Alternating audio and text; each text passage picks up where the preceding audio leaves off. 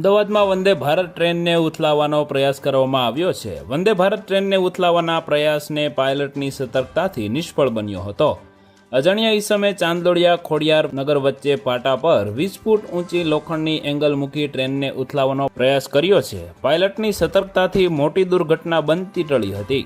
RPF પોલીસે ઘટના સ્થળે પહોંચી તપાસ હાથ ધરી છે. ઘાટલોડિયા પોલીસે ગુનો નોંધી તપાસ હાથ ધરી છે. ચાંદલોડિયા બી પેનલથી ખોડિયારનગર વચ્ચે અજાણ્યા ઈસમે પાટા પર લોખંડની 20 ફૂટ લાંબી એંગલ મૂકી ટ્રેનને ઉથલાવવાનો પ્રયાસ કર્યો હતો. વેરાવળથી સાબરમતી જતી વંદે ભારત ટ્રેનમાં અકસ્માત સર્જવાનો પ્રયાસ કરવામાં આવતા પોલીસે કાર્યવાહી હાથ ધરી છે. વંદે ભારત ટ્રેનને પલટાવવાનું ષડયંત્રને પાયલટની સતર્કતાથી ટળી ગયું છે. અજાણ્યા ઈસમે ટ્રેનના પાટા પર લોખંડની 20 ફૂટ લાંબી એંગલ મૂકી હતી. આ ઘટના મામલે ઘાટલોડિયા પોલીસે ગુનો નોંધી તપાસ હાથ ધરી છે.